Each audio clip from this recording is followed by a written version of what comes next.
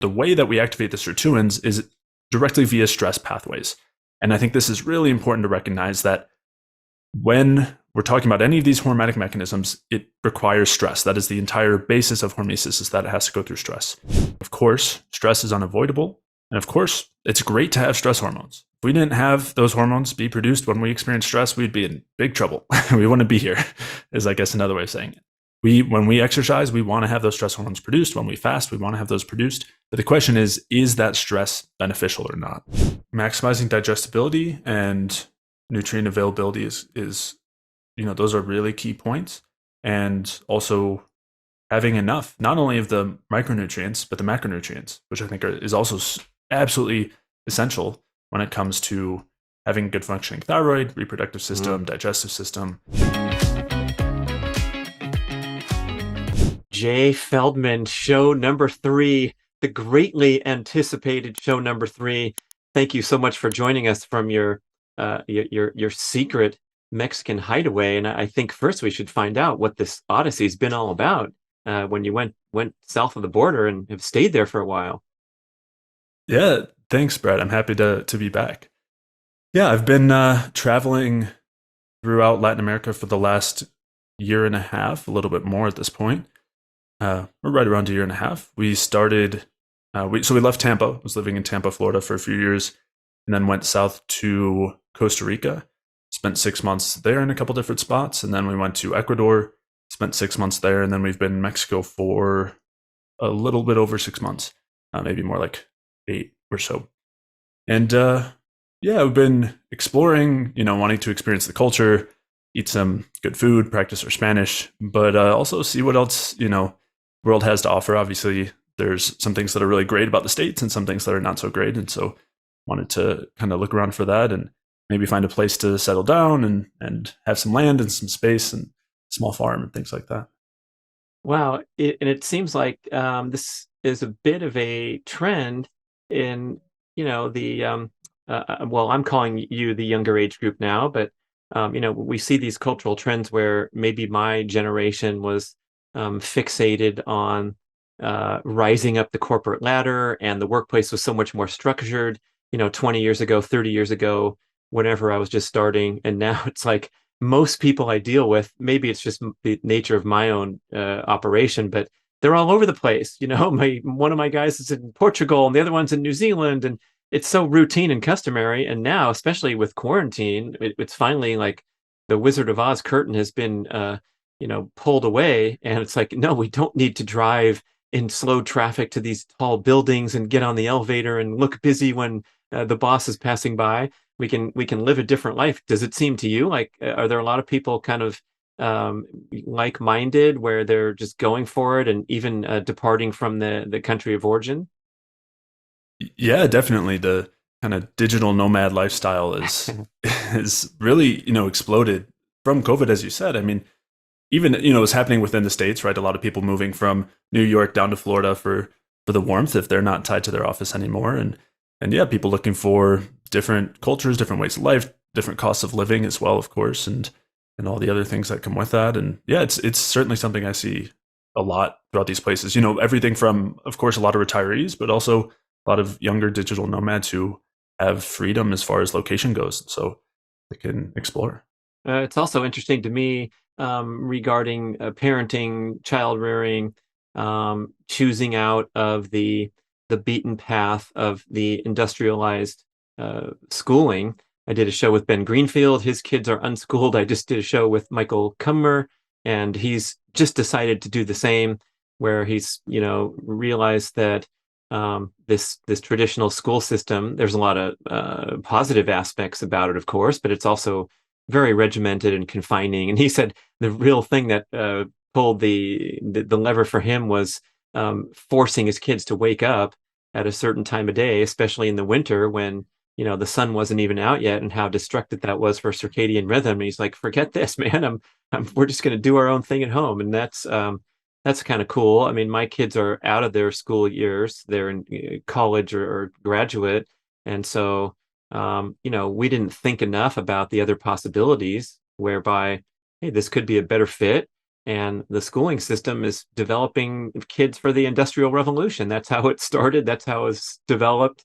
And we don't need factory workers anymore in that sense, where we might have kids emerging into the digital nomad lifestyle. Yeah.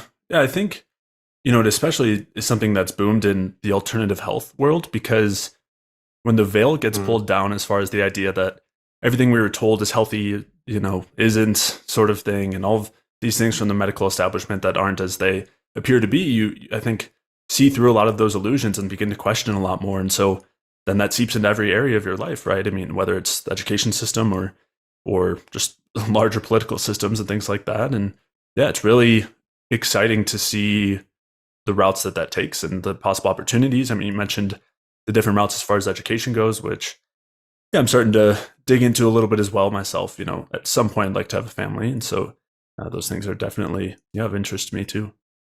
Uh, Jay, listeners, I'm not doing this on purpose, but I feel like we're kind of having a soft little start to the show because guess what's coming? It's going to be some big punches and taking down some of these long-standing notions, these pillars of ancestral health and ancestral progressive health movement. So stay tuned, people. But we're having a nice, smooth start talking about Mexico. Jay likes the food. He likes the music. He's working on his Spanish. Another thing you said to me right before we recorded is you said, "Hey, thanks for you know, giving me credit when I'm talking about this stuff. I want to mention Jay Feldman Energy Balance Podcast as a huge inspiration.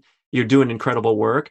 Um, People who don't give credit are, are dumbasses. So it's like, hey, thanks for the compliment.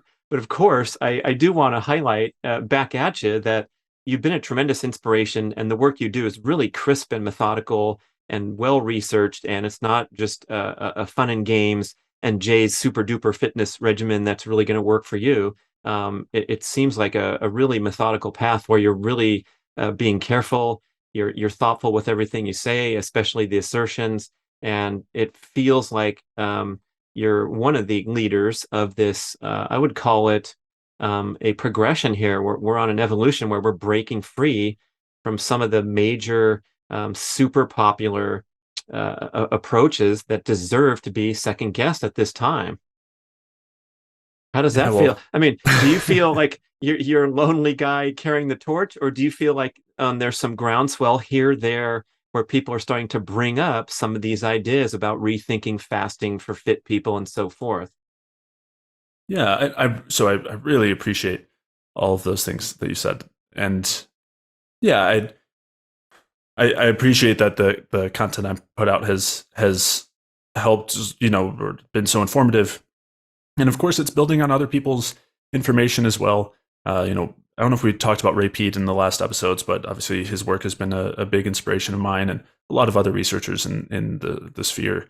And as you're saying, I think his work and the work of a lot of other people in that community or in this community has really been permeating. And I think a lot of it shifted within the carnivore space as a lot of the people who were full on carnivores started to incorporate some more fruit and carbohydrates and dairy and start to shift away from the all meat approach and other things that come with that. And yeah, as you said, it's starting to kind of really permeate, and you hear various keto people and fasting, all of that is starting to be put into question, or the kind of massive excitement about it is, maybe kind of calming down a little bit and starting to regress back. I think we really, there was such a push toward low fat for a long time, for decades, and there was such a resistance to that. And I think we maybe swung on the other side of the pendulum toward everything that comes with of sugar and carbohydrates is the exact opposite of what we want. And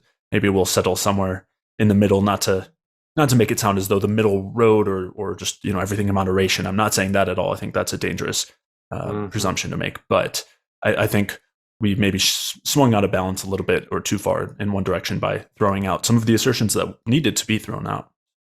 Um, for sure. And I think anyone who's motivated, goal-oriented, driven, concerned about their health, we often get into this mentality that more is better. We're measuring our ketones and then going on to the podcast or social media and putting up numbers like 3.7 and 2.6 and more's got to be better. My fasting window is now extended from 14 hours to 18 hours. Oh, congratulations. All those kind of things. But I think, I'm looking around, I'm realizing that Dr. Tommy Wood, the former president of the Ancestral Physician Society, one of the great leaders in this space, he told me several years ago, he said, yeah, I like my athletic clients to eat as much nutritious food as possible until they gain a pound of fat, and then you dial it back a little bit, and that's when you realize you're optimal. Peter Attia is saying, and he's been a big fasting keto guy, and he's saying, this time restricted feeding, it appears that the only benefit is a default reduction in calories rather than a magical benefit of tightening up your eating window. Rob Wolf gave me that one-liner on the podcast. If you want to live longer and lift more weights and eat more protein. So sort of this idea of, getting healthier, more active, more energetic by consuming the nutritious calories that you need rather than tweaking around and playing around with these tips and tricks, which I think one of the most important points you made from the past show was like, this stuff, acknowledge that it works, the science is there. However, it's from the things that we're eliminating rather than the magic of limiting your carbs into the ketogenic range. Or, fasting has all these health benefits, but a lot of them might be because you're skipping out on that shitty breakfast. Yeah. Yeah. And that especially, I think, is the case with calorie restriction. So you mentioned that Peter Attia, has started or has said that, that as far as the benefits of fasting, he really attributes them now to just calorie restriction. And I would take that a step further and maybe say, I don't think calorie restriction itself has benefits per se, unless we're, it depends on what we're restricting. It depends on the types of foods. It depends on other factors that I would say are not just eating less is the solution. And I'm sure we'll be digging into that and the problems with calorie restriction for longevity. And, I think it's pretty related to some of the topics we'll be digging into today. Yeah, maybe we should just hit that right now where we hear about this amazing research almost entirely with animals, rodents, the C. elegans, the algae-like creature that if you restrict their calories, they have a tremendous increase in lifespan. But tell us your kind of big picture insight on some of that rat studies, especially the rat junk food diet. Yeah, well, so it's super relevant when it comes to talking about a lot of features within the ancestral model, the hormetic model, the idea that fasting and ketogenic diets and calorie restriction are means to longevity and slowing aging and improving health. And a lot of those ideas are built on associations that are built on associations. We have a lot of correlation isn't supposed to equal causation, but we're attributing it to causation and extrapolating. And a lot of that comes down to this research on calorie restriction. And so what's happened is, and we can dig into some of the actual problems with the research, but what's happened is that we've taken this research, let's say it's on C. elegans, which is a little 1 millimeter long nematode. And we've said, hey, when we cause certain conditions, when we restrict glucose or we give it certain poisons, which we can talk about, it will live longer. And we look at the pathways that got activated, and it includes the sirtuins, and it includes AMPK and NRF2 and on from there. And so then we say, oh, well, those pathways seemed to be responsible for the longevity. And so then we say, well, what else increases those things? What else activates those pathways? And then we, obviously these should be the same pathways in humans. It should extend longevity in humans. Then we start to take these things that activate the pathways, whether it's resveratrol or fasting, and we make this leap that those things will lead to longevity in humans. But not only is it a problem of attributing research from different animals to humans, but also the lifespan extension in these other animals most of the time isn't caused by these stress pathways. And in the case that it is, it's because of some huge confounding variables. So when we take the C. elegans nematode, for example, it goes through certain stages of like growth. And if it's introduced to major amounts of stress, what it does is it shifts into a hibernation state. It's called the Dauer state. And so it will, if you cause it to shift into this hibernation state by causing a lot of stress, it will live for huge amounts longer of time. We're talking double, triple, quadruple the total length of time that it's supposed to live. But it's not because you extended its healthy lifespan. It's because it hibernated during that time. It wasn't actually a viable living creature. It wasn't conscious or, anything like that. All of its organ systems are turned way down. And so then we said, oh, this thing increased its lifespan, but it didn't actually increase its lifespan in a way that's translatable to other animals like humans. And so these are some of these regions, some of these areas that we've gotten really tripped up when it comes to all of these things that are activating the stress pathways. And that was just kind of an example related to the nematode, but there's others that are related to, you were alluding to some of the studies on rats and also in monkeys. And monkeys being animals that are much more similar to us, especially if you're looking at like chimps, much, about as close as you can get. And even looking at calorie restriction in those animals, the research on that is very telling. So there are a couple of studies where in one, I don't remember if it was chimps or monkeys. I want to say it was chimps were given the normal standard processed diet. And then they were put on calorie restriction and it extended their lifespan. And then there's a different study where the chimps were eating a whole food, natural diet, lots of fruits, which is normally a huge part of their diet, and some vegetation outside of that as well. And the calorie restriction in that group didn't extend lifespan at all. And that goes to what we were saying earlier, where there are all these confounding variables, and one of them is the kind of typical garbage type non-natural, if you want to think of it that way, foods that are in our diet or in the diet of these animals. And restricting that, of course, is going to be beneficial, but it's not because there's something unique about the calorie restriction. We just took out some of the bad foods, and that doesn't seem to happen when we're eating the quote good foods. Okay, so since you're on for the third time, we can really shoot straight here. And I just want to ask you, like, when I'm out there listening to the massive amount of content that I take in, and we have these respected leaders that have a high profile, highly educated, guys like Dr. Walter Longo, David Sinclair, they're making the rounds. They have huge prominence, huge popularity, and they're saying things that that I have trouble reconciling with, such as the becoming efficient on fewer calories will lead to a longer lifespan. I wonder about you. Like, do you shudder and shake your head, or do you try to like find the common ground, or are we like taking certain things out of context? And maybe before I'll let you answer, I do feel like that's often the case where we're starting with this bubble, this assumption of stressful modern life full of processed foods. Therefore, much of the great work of some of these leaders that are advocating for whatever, devoted fasting and so forth, is going to pay off tremendously because we're keeping people away from crap rather than looking toward optimal, which is a whole different paradigm. Yeah, it's a complicated. See, he sighed, people. Question. He's having trouble just like I am. Like, wait a second, man. Yeah. Well, so if we take the example of David Sinclair, and this is not to pick on him, but I think it's a good example. So a lot of his research was built around resveratrol, a compound that basically will increase the activity of the sirtuins, which is a pathway that, the sirtuin pathway is associated with longevity in these sorts of situations, like C. elegans lifespan extension, or caloric restriction, right? So caloric restriction is going to, or low carb diet, all of these will increase the activity of sirtuins. And this will happen in rats, people, all over the board.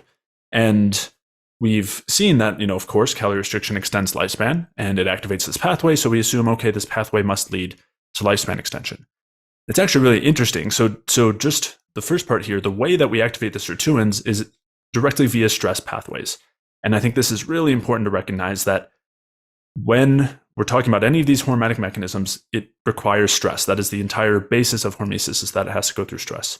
And so the activity of the sirtuins depends on the availability of what's called NAD plus in the cell, in the mitochondria. And that NAD plus allows for energy to be produced. It allows for a well-functioning Krebs cycle and electron transport chain, keeps everything moving well.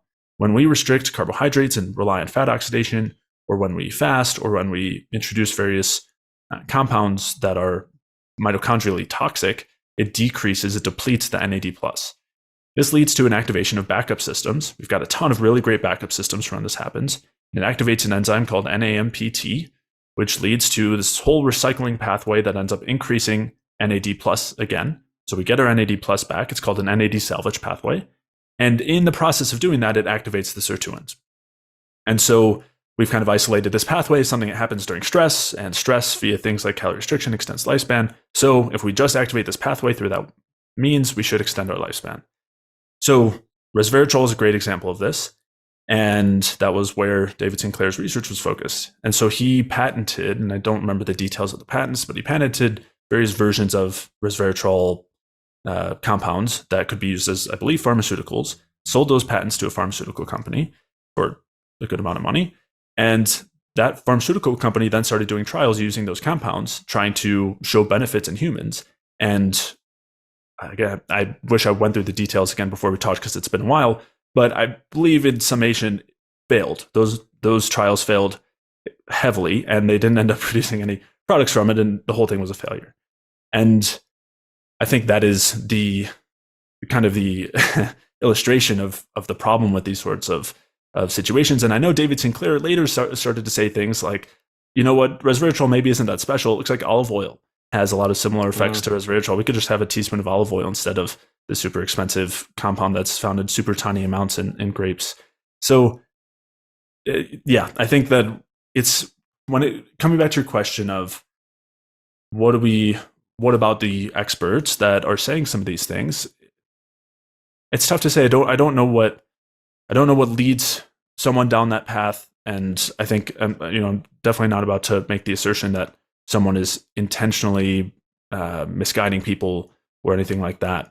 But I think we all make mistakes. Maybe that's part of it. I don't know where. I mean, research is tricky, and I don't know.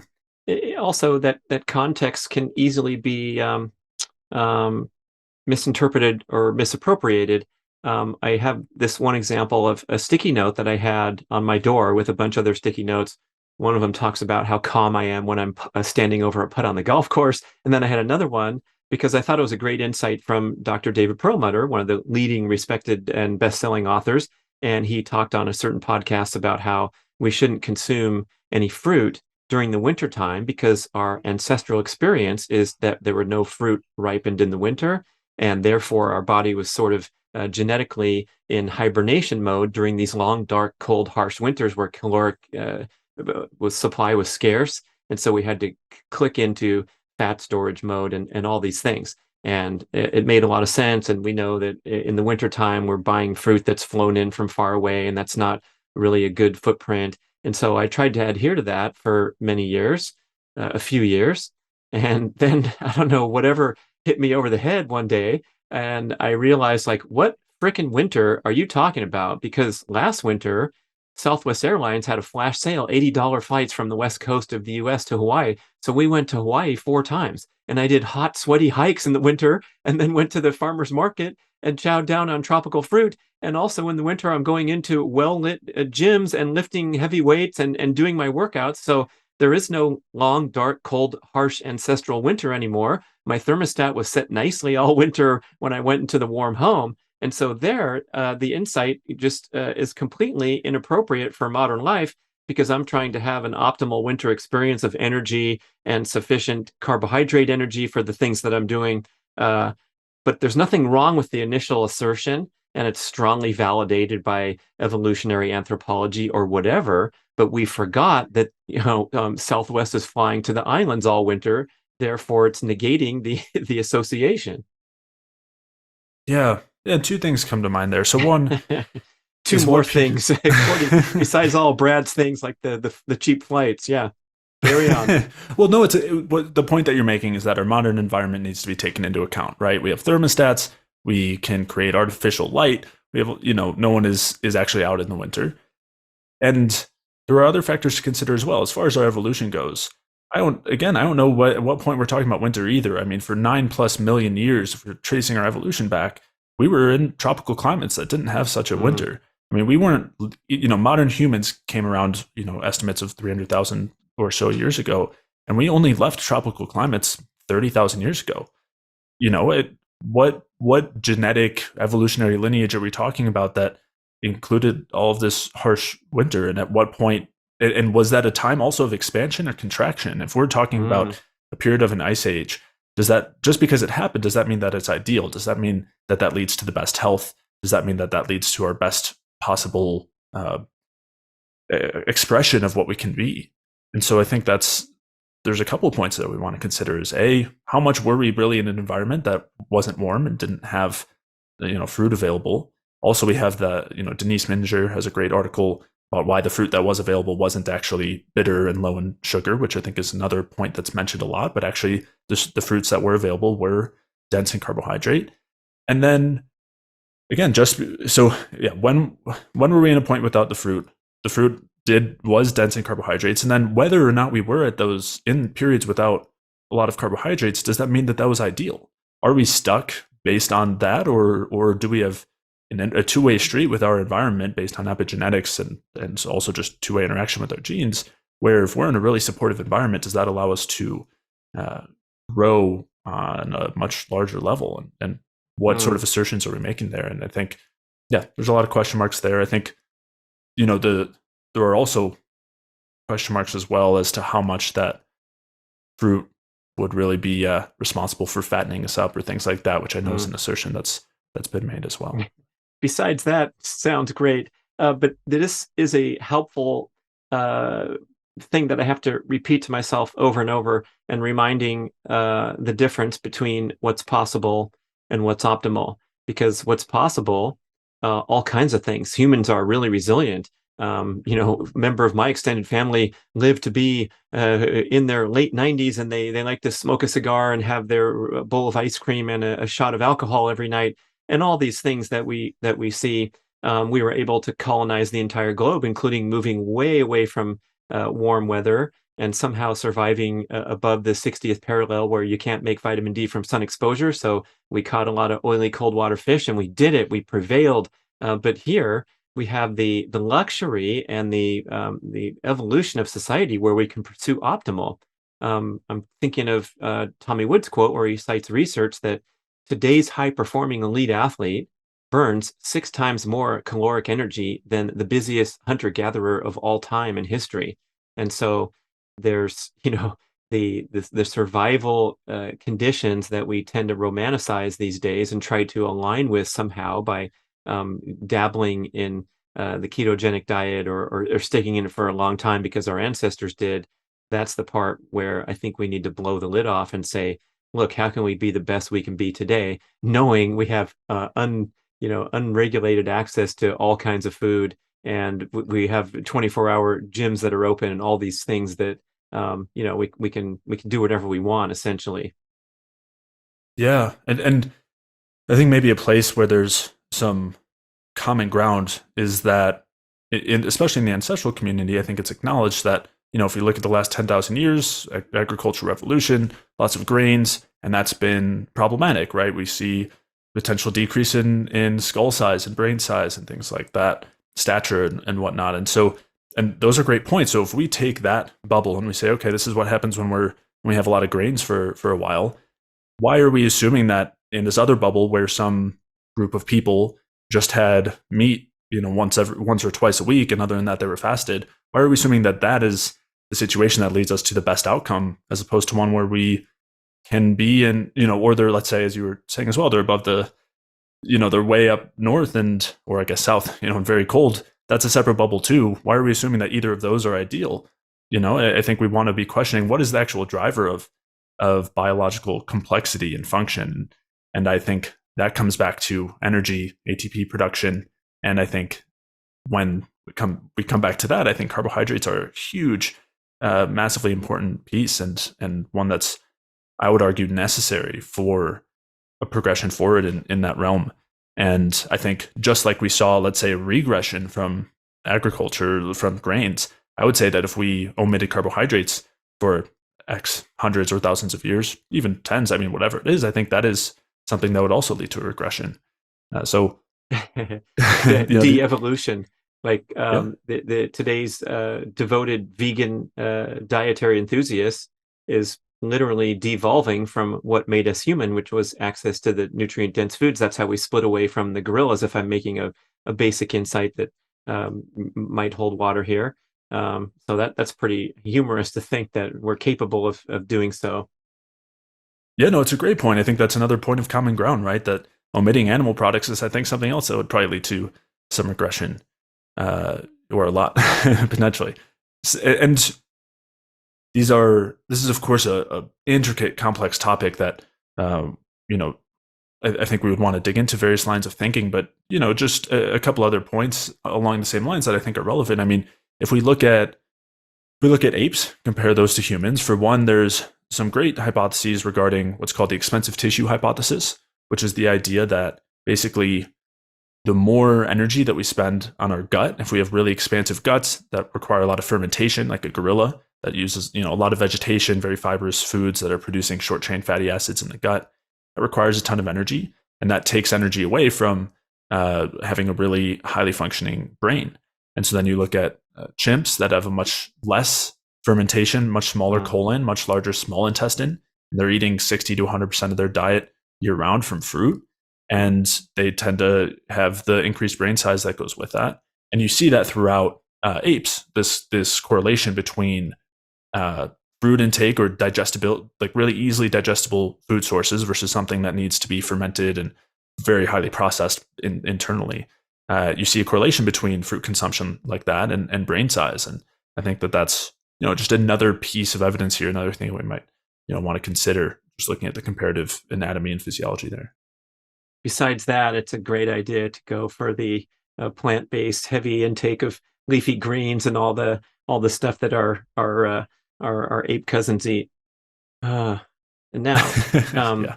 one thing we kind of hear, it feels like it's becoming a go-to backpedal, is this concept of individuality. So anytime we bump up against controversy, we'll say, "Hey, look, everyone's different." And I'm wondering, Jay, if you can embrace that, or are we're going to challenge that too? Because sometimes it makes sense to me, and then other times it's like, well, I think we can't continue to use this as a fallback every time we come into a point of contention. But of course, we do have examples like Luis Villaseñor, who's been in strict ketogenic diet for 20 years and doing great athletic performance. Robert Sykes, the keto guy who's making the rounds and doing his bodybuilding, and clearly a high performing player. I think Sean Baker is still avowed as a strict carnivore, so he's fueling his world record efforts in his 50s with little or no carbs. And so something's working well for them.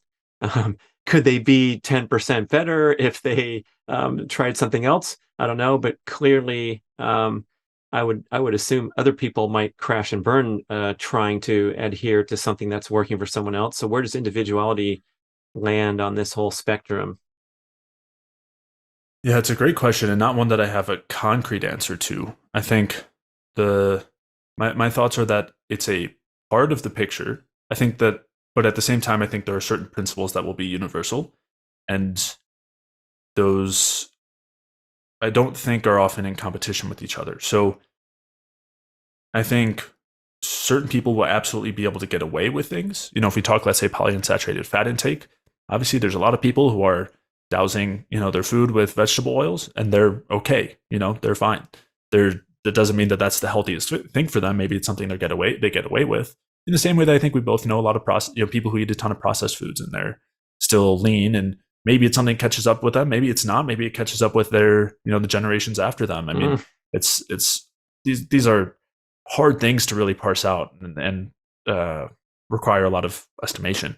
And so I certainly think there is an aspect here that involves individuality, where somebody might be more prone to having issues with carb oxidation or having lactose intolerance. That doesn't mean these things are permanent issues. It doesn't mean that I don't think they can be improved upon. I don't think that and I would think there are certain principles that I would say aren't going to vary on an individual basis. So while one person might do better with more PUFA intake than somebody else, I still don't think that having more polyunsaturated fats in our diet and in every single cell is going to be beneficial for anybody. Like, I think that is a principle that holds true based on a ton of other evidence. I'm not saying anybody just take that just because I said it, but I would argue that that's a principle. And I think having well like having good glucose oxidation, like efficient glucose oxidation and carbs available is also something that is, I would say, as a principle, going to be better than not having those things. Does that mean that for one person, they might, again, so there might be an individual piece here where if someone is not oxidizing glucose well and they avoid the carbs, they're way better off than they would have been otherwise. And that's an important piece. That, again, that doesn't mean that that issue can't be resolved. Maybe there are certain genetic variations too, or epigenetic variations that are going to affect someone's ability to oxidize glucose, or they're going to have, reductions in certain enzymes or things like that. And yeah, maybe that person will only be able to have 150 grams of carbs a day instead of 250, and function optimally. I think those are tough things to say, but I try to lean more toward the principles. And then, because it's so hard to determine what the driver of individuality is. Is it a nutrient deficiency? Is it some random thing in their environment from the second they were born and they weren't breastfed and now their microbiome's dysfunctional or out of balance? Then there's antibiotics introduced or, heavy metals. I mean, there's so many factors that affect our health now that I think, of course, all of those play into individuality. And normally when someone's asking, they're saying, are there individual differences based on our makeup, based on our genetics, not based on our environment? And it's so hard to separate those things. It's hard to separate our environment now from our parents' environment and back. How do we know that what we're expressing now is not just a result of previous environments? So I know this is a kind of a vague, wishy-washy answer. I don't know if it's helpful at all, but that's, I guess, kind of where I stand.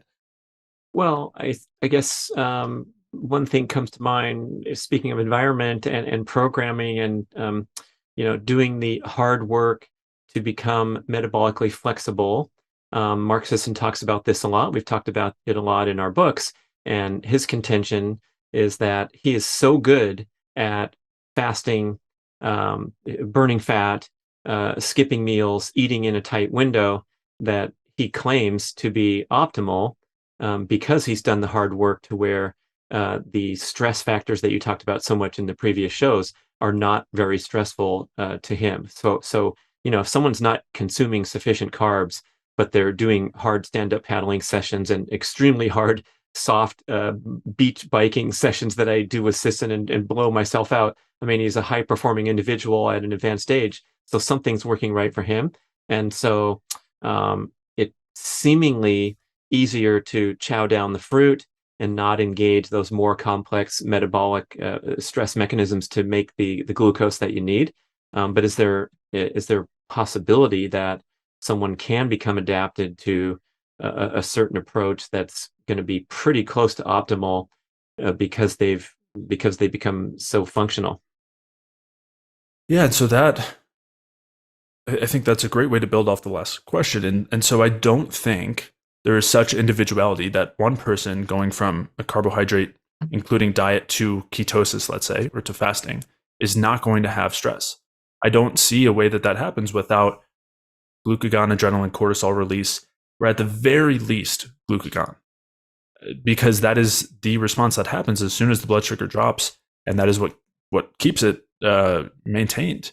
And and that's not something that's generally, I think, something people would disagree with, right? Going into ketosis tends to involve several days at least of elevated stress hormones, and then after that, still typically elevated glucagon. And so I don't think that those aspects of our physiology can be avoided or I don't think that there's individuality that would exempt somebody from that. I also don't think we would want exemption from that. I think those are super important signals that tell our bodies what's going on in the environment and how they should adapt. And I think that's maybe a helpful lens as well, is that our body is trying to interpret the stress, interpret the energy availability so that it can adjust and adapt and best survive and best function in an environment.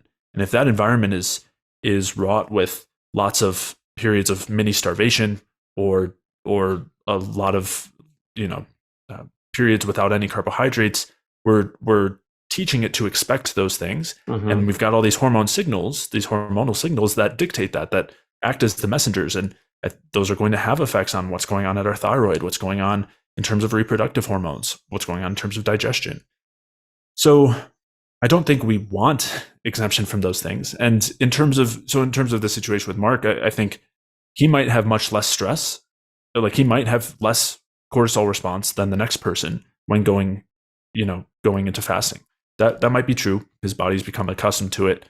Maybe there was a cost to that. Maybe but stress cost. But either way, he might have less stress, and he might not perceive it as stress.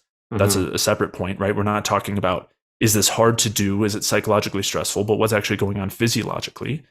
And I don't see a way that he could be exempt from that physiological stress. And someone might argue that glucagon is not a stress hormone, and that's maybe a matter of nomenclature. But I would argue that it is. It's released any time that we're under stress, whether it's intense stress or exercise or anything like that. Cardiac arrest. I mean, the whole gamut. You'll have glucagon release.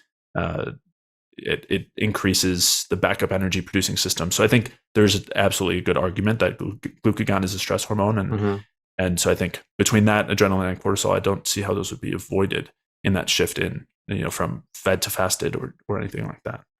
Yeah, I'm thinking of Melanie Avalon's comment. You can tell I share this information where we're just bouncing around the ping pong ball. Jay Feldman this, Jay Feldman that. But Melanie says, okay, so they're stress hormones. What's the big deal? Does that make them bad? We know that a body that has insufficient stress or stimulus is going to wither and not reach potential or reach optimal.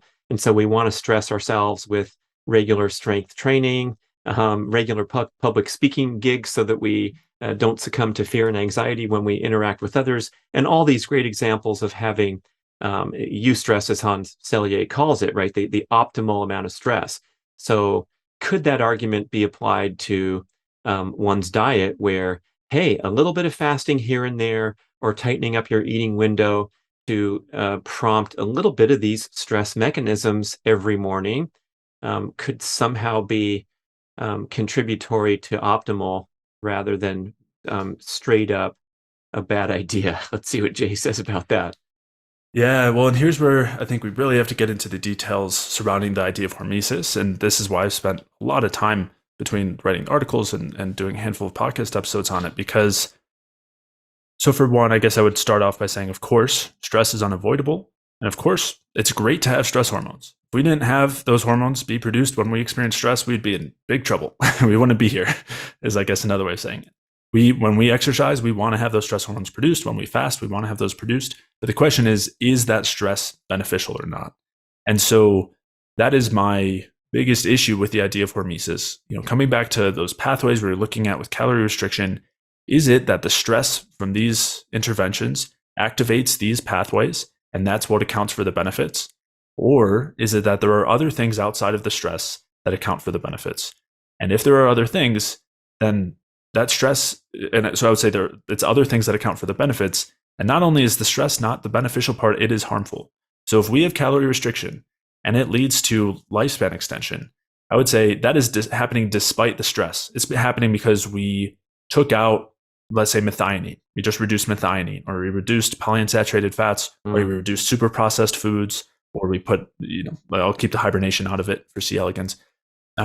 Or in the case of rats, it's that they didn't gain a ton of weight. So we have these. It's not a matter of the intervention being beneficial because of the stress it's causing. Rather, it's because of certain other effects, which Hans Selye called specific effects. And so what I would say is, again, if we go back to the rats, that there's the calorie restriction in rats. One thing that they found that's a huge confounding variable is that calorie restriction isn't actually the benefit. What happens is that the rats that aren't calorie restricted gain a ton of weight because they're given as much food as they want. They're ad libitum. So they gain a ton of weight. And that's why the calorie restriction looks good, because the ones that are so overweight have lost lifespan, not because they've gained lifespan and or slowed aging in the calorie restriction. So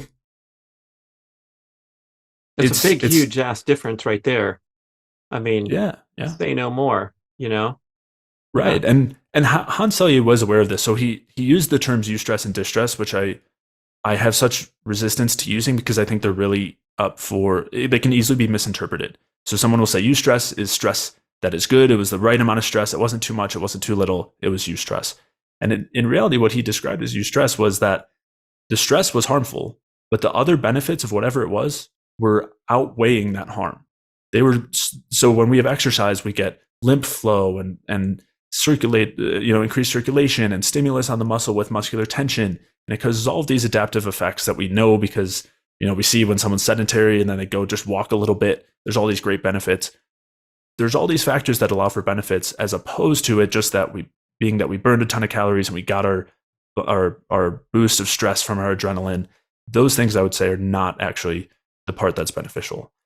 And so when we take this back to the fasting that you mentioned from Melanie Avalon, I would say fasting is great if you want to reduce gut irritation, or you want to, I'd say that's the biggest one. Emotional problems associated with food, all kinds of things. Like taking control of your life. I think Mark Bell's made that point several times that, he calls himself a fat guy who had to work from that to jacked and tan, but he's still got that programming and these cultural influences where if you're taking control of your life, that's got to be a good thing, despite the stress of having elevated glucagon, adrenaline, and cortisol. I think we can all smile with that conclusion and walk with our heads held high that this makes a lot of sense. And what really closes the deal for me, Jay, is that I have the great passion for performing and recovering in athletics. And so I want to devote every possible bit of my stress capability to the workout and recovery from the workout. And if I want to even consider stacking or throwing more stress into that equation through anything in the diet realm, such as eating junk food, eating processed food, producing endotoxins, that's a ridiculous notion. And now I'm going to have to also throw in fasting while I'm an old guy trying to perform magnificent athletic feats. It just doesn't make sense any longer. And I hereby, on the public forum here, I'm going to stand here ashamed and embarrassed that I didn't see the big picture sufficiently, and that you slapped me in the face through the screen when you were talking to Ben Greenfield, and you said, "Hey, let's face it, fasting and keto turn on stress hormones." And I'm like, of course they do. Why didn't I think of that when I realized that my 400-meter repeats turn on stress hormones? Yeah, and I think another thing you're getting at is that all of that stress is cumulative. We've got, we can think of it as a bucket, right? And all that, we've got the stress coming in, and how quickly can we drain it? And when we first recognize that the stress isn't beneficial, so we're just limited in how much we can handle without it coming at such a major cost, we want to be choosing the things. A, if we're going to incur stress, we want to make sure it's worth it, that there's a lot of other benefits from it. And B, outside of that, if we aren't getting great benefits from something through other means, or we can get those benefits a different way without stress, I would say that's a better route to go. And so when it comes to fasting, yes, we can improve mental toughness. We can also lead to huge benefits in our gut from relieving, as you said, endotoxin exposure. And they've shown this with fecal microbiota transplants and things like that, that's where huge benefits come from, whether it's low carb diet or fasting. But we can get those benefits without the stress, without the fasting, without the keto. We can just change the types of foods. We can adjust our microbiome, improve our digestive capacity or stomach acid or bile or whatever our issues are.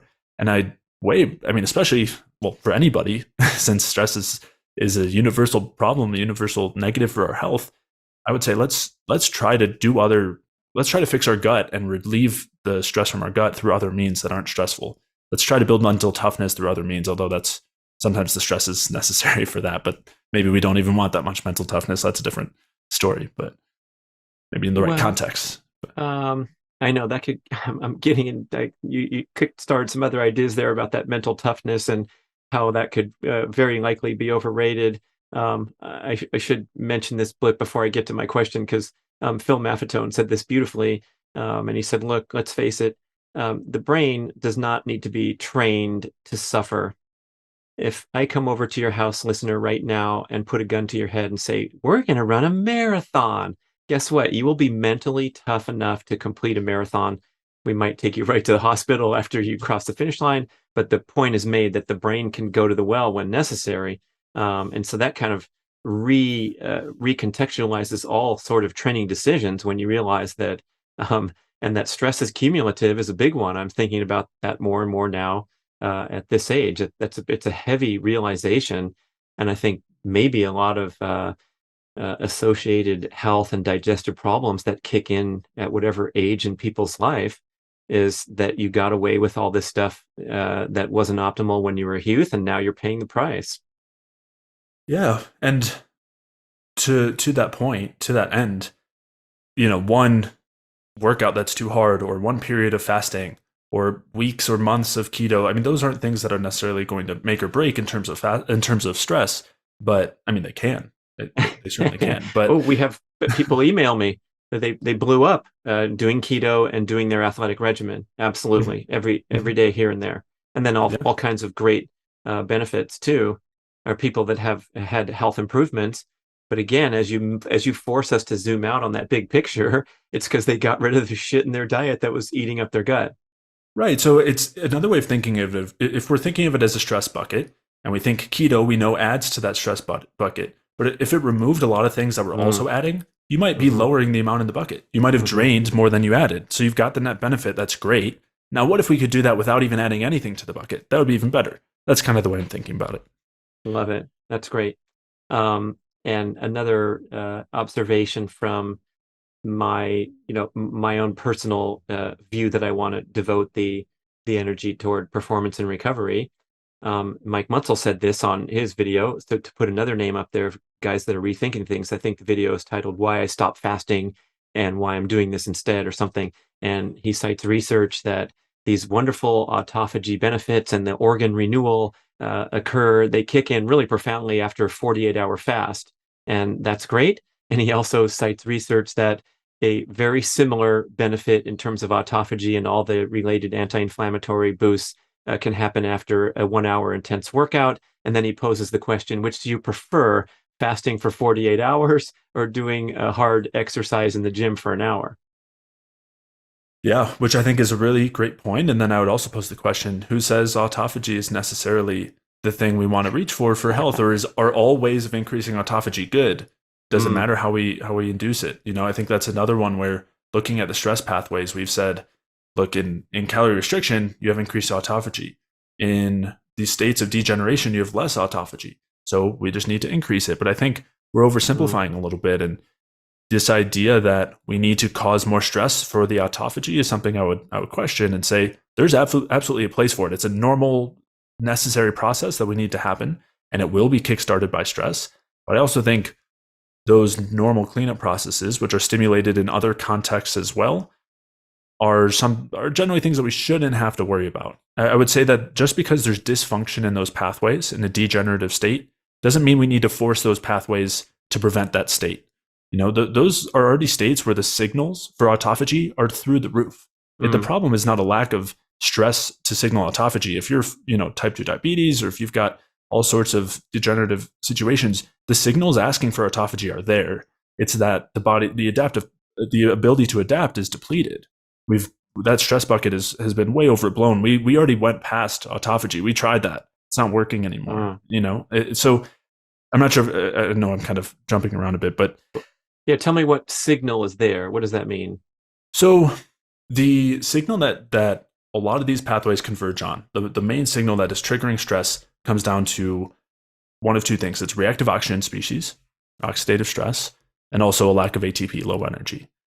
And so the thing that will lead to the stimulation of autophagy will be a lot of reactive oxygen species.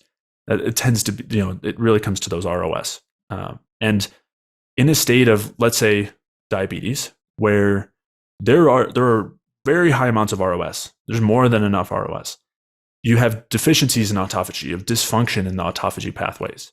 And so what I'm saying is it's not a lack of the signal. We don't need to try to induce stress. We don't need to try to increase more ROS by fasting or doing super intense exercise. Not that those things are overall negative. I'm just saying we don't need to increase the signal for more autophagy. We need to increase or restore our normal function, which would involve being able to enact autophagy again. And so what instead happens is we've made this conflation that in this state there's issues with autophagy, so we need to make sure that we're stimulating autophagy to prevent that state. And I think that we are making again one of those mistakes of correlation doesn't equal causation. And so in a healthy state, we should have more than adequate amounts of autophagy. Part of that will be induced by the stress that we choose anyway, right? The stress is unavoidable. We'll have some stress. We'll have those ROS produced. And so that's going to lead to autophagy. But there's also actually mechanisms where when we're in a very high energy state, I would argue a state of abundance, we actually have signals that will also activate autophagy and mitochondrial biogenesis. So we have this dichotomy here. If we're in an extreme stress state, our body says, let's make more mitochondria, let's clean up some of the damage so that we're ready for the next stress. There's also a situation where we're in a high energy state and our body says, we've got extra energy. Let's improve our function. Let's create more mitochondria so we can just take advantage of this really great state that we're in. And both are signaled by reactive oxygen species, but one is in the context of high levels of ATP and high levels of CO2 that actually cause ROS to be produced. It's a situation where you have a backlog of the energy, and so you don't need more, and it leads to reactive oxygen species being produced. I can explain the physiology in more depth if you'd like. Or in the other state, we have a situation where there's a block of energy or an excess stress that causes ROS to be produced, and we don't have a lot of energy. And so we don't want to conflate those two. And so we can actually activate autophagy or mitochondrial biogenesis without the stress if we're in a high energetic state. Without needing to do any specific protocol. We just walk around after our bowl of fruit in the morning and our delicious meal. Yeah, potentially. So it would in someone who's got a well functioning, good functioning metabolism and is metabolically healthy, I would say yes. That doesn't mean we never want to exercise, right? Exercise has a ton of other benefits or cause stress. We still want to do these things that we know are beneficial, like movement or like, as you said, like getting up and public speaking or something that's stimulating. So I'm not saying we want to avoid those, but if we're metabolically healthy, we don't need to intentionally create stress to cause autophagy or mitochondrial biogenesis. So a lot of the commentary I've put out and talked to you about and made shows reflecting on energy balance ideals is coming from my perspective of being healthy, fit, clean eating. But if someone's, let's say, not sufficiently active, they're not burning a lot of calories, they're not emptying the glycogen tanks, they carry a little bit of excess body fat that they'd like to get off. Where would they stand on this spectrum? And could fasting, keto, whatever, bring in some stress mechanisms that they possibly could be deficient on because they are so cush in their lifestyle circumstances? Yeah, great question. So in somebody who's in that state, I think instead of saying that carbs are the problem, I would say let's take a layer deeper and say what is dysfunctional in this person's physiology. So is there a bacterial overgrowth in the small intestine? So every time they're eating, whether it's grains or fibrous fruits or vegetables, whatever it is, it's feeding these harmful bacteria in the small intestine. They're producing these various toxins, and that's literally poisoning the mitochondria of every cell. We've mentioned endotoxin. Another name for it is lipopolysaccharide or LPS. And LPS is quite literally a killer. It's what's responsible for death from sepsis, from severe infection, that someone might succumb to, which is, one of the top causes of death. On a much lower level, if someone has like a chronic infection, they might be dealing with low levels of endotoxemia. And that's seen in obesity and diabetes and fatty liver and things like that.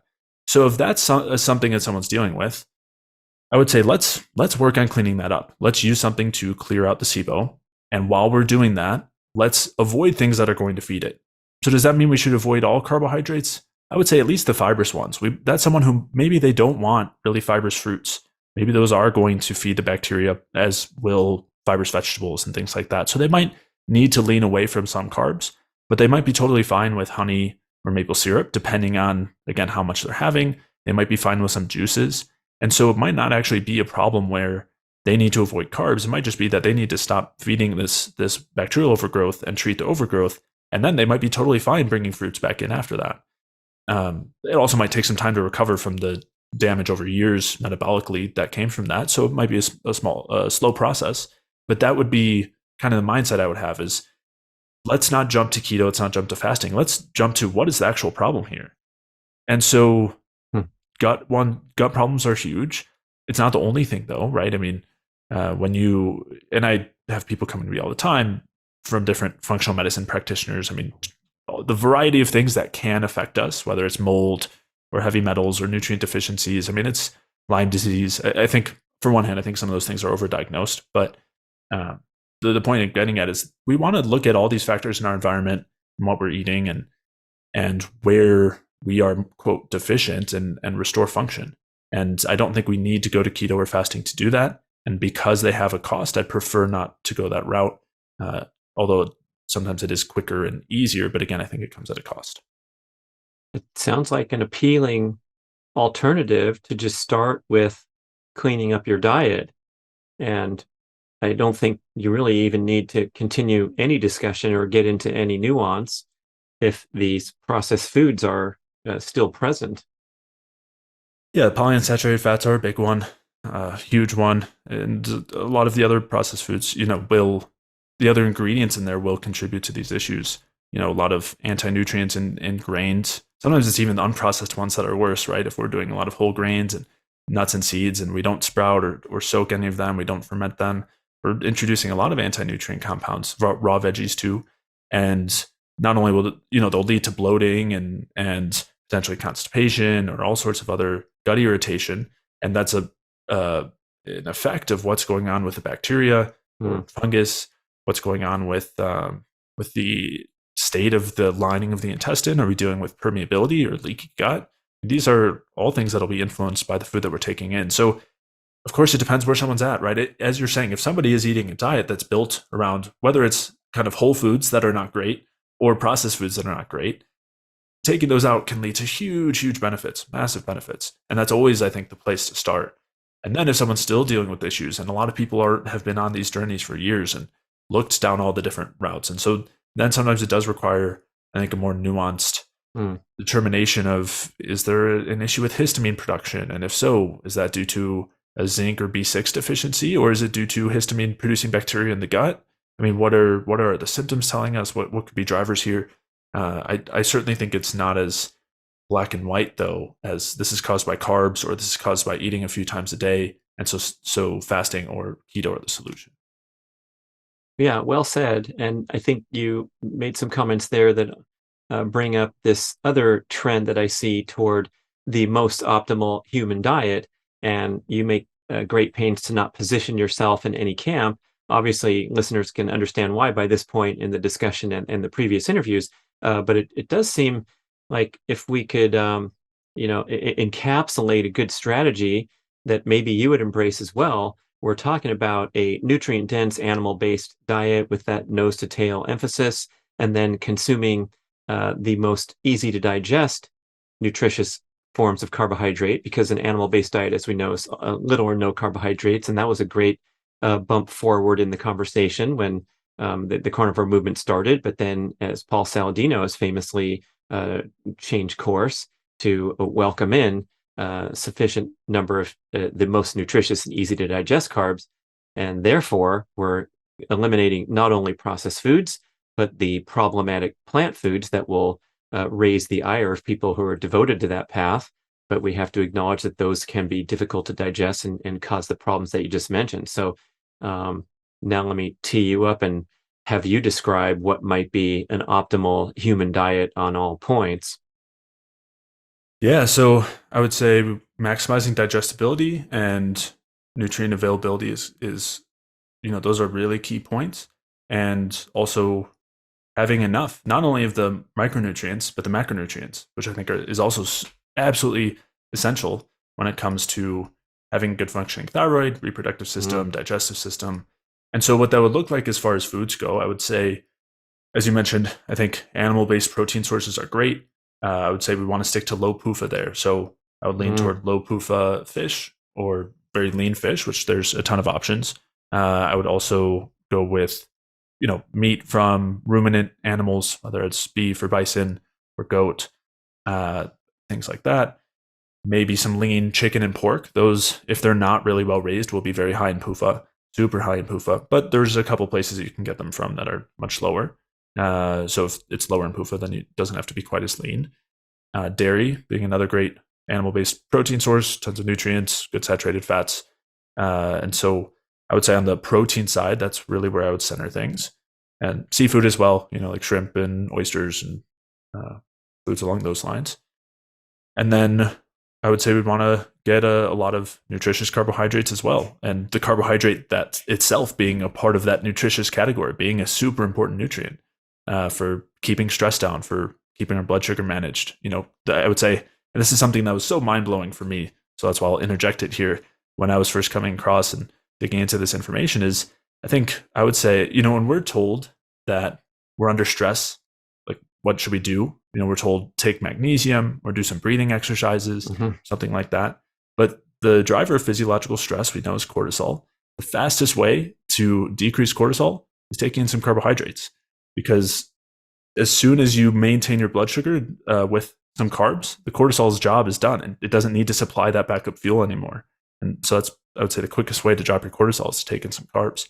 And this is why, if you why having like even glucose in your mouth, when you're as an athlete, they have those studies showing that makes such a big difference for performance and things like that. But so yes, carbohydrates being a super important nutrient, and I would say well-digested fruits are a great source, and so that can be lots of fresh, ripe fruits. You can also do some baked fruits if you wanted to do like apples or peaches, things like that. That might be a little bit more fibrous, and so some people should be fine with those raw, and some would prefer them cooked. But I would say fruits being the centerpiece there, and some cooked squashes, cooked root vegetables, so roots and tubers like potatoes, sweet potatoes, parsnips, and on from there.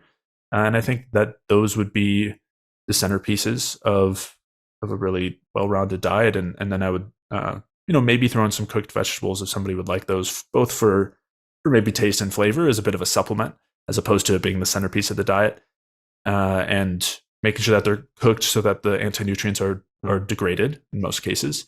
And it also provides some fiber and some nutrients, the micronutrients being important, the minerals and vitamins, and then the fiber and polyphenols being helpful for shaping our microbiome.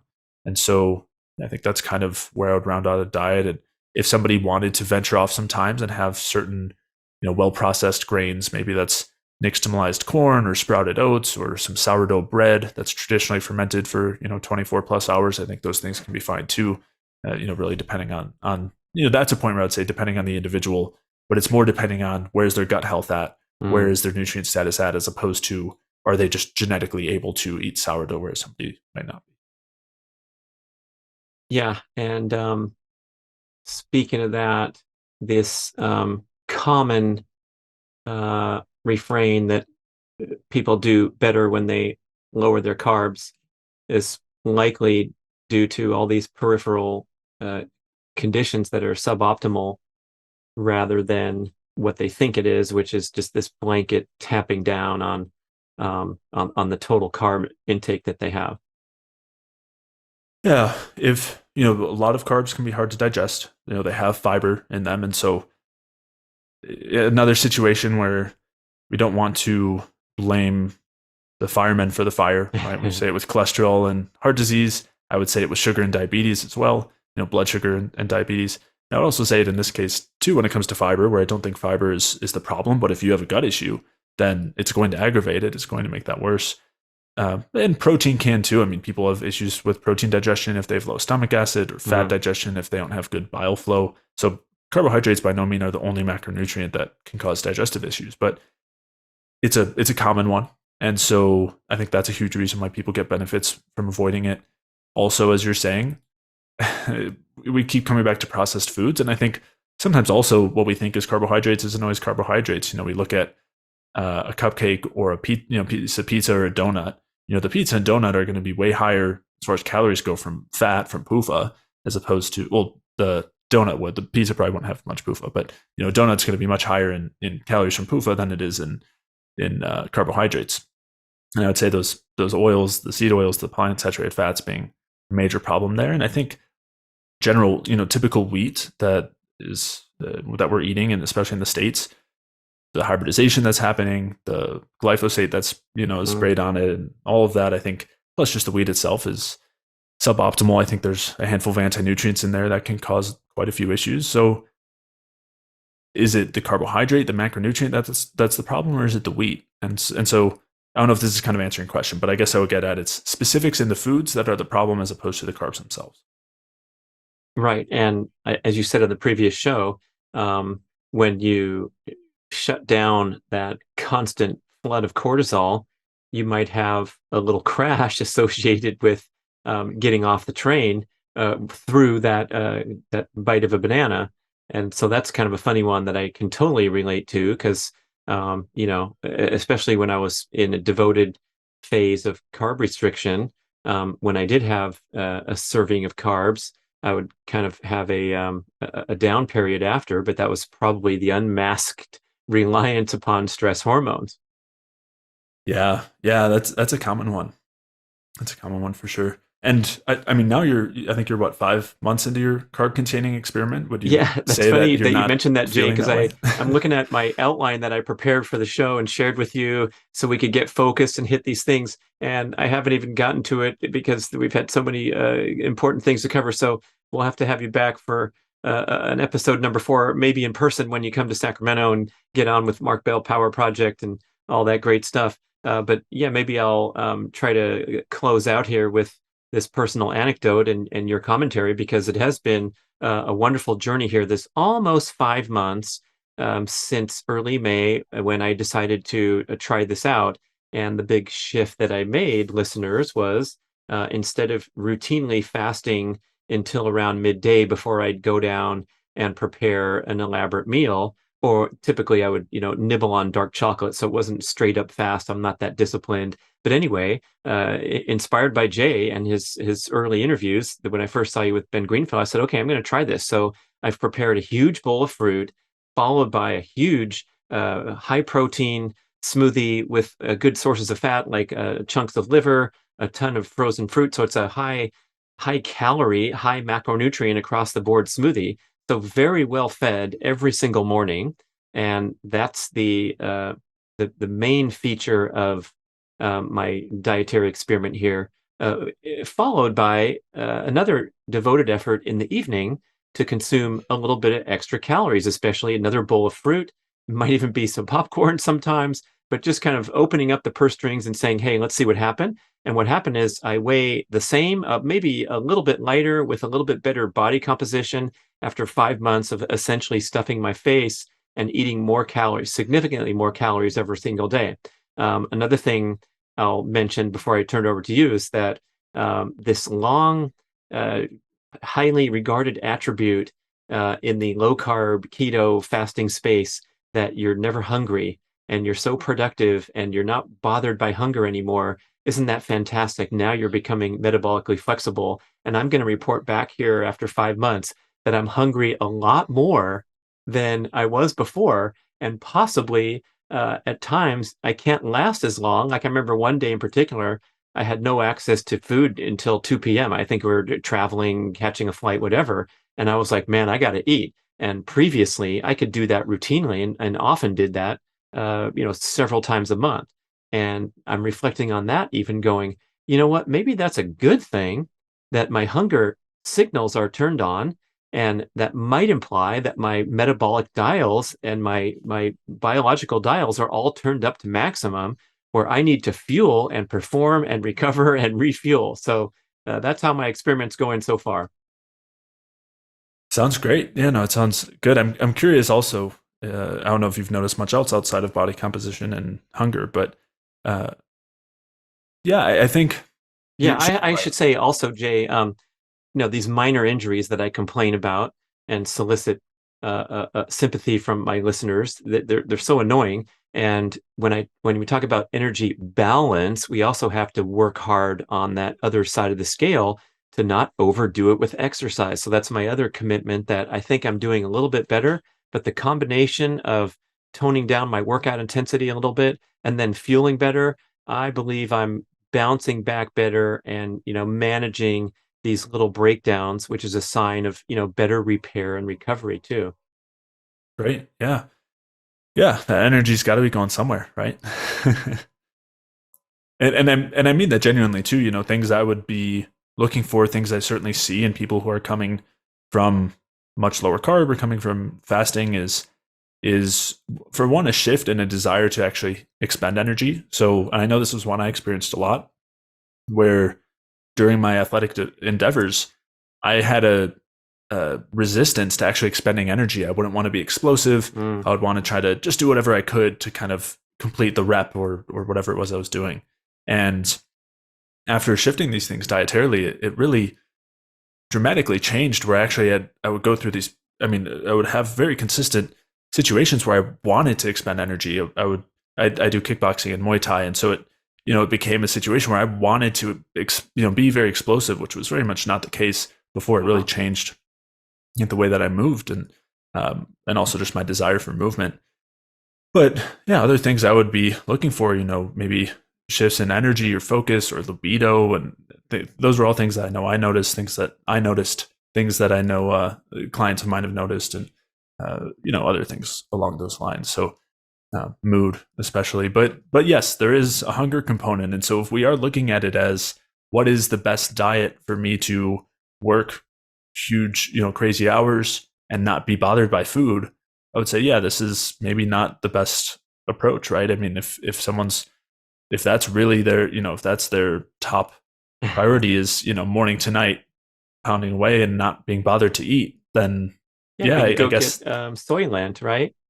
Right. Yeah, right. You've heard of that, listeners. Some computer programmer invented this crappy. It's sort of like a liquid food, like they give you in the hospital, just full of junk. But it enabled them to not have to take a break from their precious computer time. Yeah, and I think part of it is a shift in mindset. I mean, we, for some reason, taking an hour out of our day or more for movement or exercise, or taking 8 hours or more out of our day for sleep, we don't look at those as things that we want to give up. We look at those as things that are health promoting, right? It is worth taking the time out of our day to do those things because they make us feel good and help us live a long time and have good blood markers and whatever else. And shift. It's a huge mainstay in our life. And I would say I would put eating in that category and try to shift our mindset to when we're eating, we're not doing something bad. B, we're not doing something we have to do, but this is actually an opportunity to nourish and support ourselves in the same way that we would with sleep, or the same idea that we would when we're getting good movement or good sunlight throughout the day. And all of these things, when done in a good balance and done the right way, I think act as signals of a state of abundance where we can maximize that energy output, maximize our function, as you said, repair, regeneration. But also I think that these are the kind of keys toward maximizing our potential. Very well said. I appreciate that. You have a mini course and a full course. I'm so enamored with the full course that I'm promoting it on my website as well. I think we have a special discount for B.rad podcast listeners to jump in and make that investment in yourself, because the content is tremendous, and you are going to be led step by step through this journey to optimize your energy and transform your health. So tell us how we can engage with the free mini course as well as the enrollment in the long-term energy balance course. Yeah, so I have a free mini course. It's a 7-day mini course that listeners can sign up for, and it digs into some of the specifics of things that we didn't touch as much on today. We talked about food choices in the mini course. I talk about stress. I talk about macronutrients. I talk about our balance with exercise, things like that. And that can be signed up for at jayfeldmanwellness.com/energy. And as you mentioned, I have there's that full 8-week course called the Energy Balance course, as opposed to the Energy Balance mini course. And that includes a full 8 weeks of learning and implementable steps and tips and strategies to do everything from balance blood sugar to restore gut health and improve body composition and focus. Whether it's looking for optimization or correcting, an issue that someone's dealing with. That's what the course is built for. And there's a ton of really great things included in there. That's something I'm very excited about. I love to have all the students going through there, and that can all be found if you head to my website and go to services. So my website's jayfeldmanwellness.com. You head to the services tab. There's a link to check out the Energy Balance course. And as you said, Brad, there's a $50 discount for your listeners. Waiting for you right there. Yeah, love it. With the coupon code BRAD, B-R-A-D. How can you forget that? Jay, thanks so much for spending the time. And I look forward to checking back in again. Listeners, thank you very much for the emails that have come since your first appearance on the show, because we had tremendous feedback and a lot of people embracing this idea that you don't have to suffer or engage in these various restrictions to be healthy, to drop excess body fat, and to perform. So we're opening up the dialogue. People were marching forward thanks to people like Jay Feldman. Thanks for joining us. Yeah, thanks for having me, and thanks to people like you, of course, as well. Da, da, da, da, da, da, da.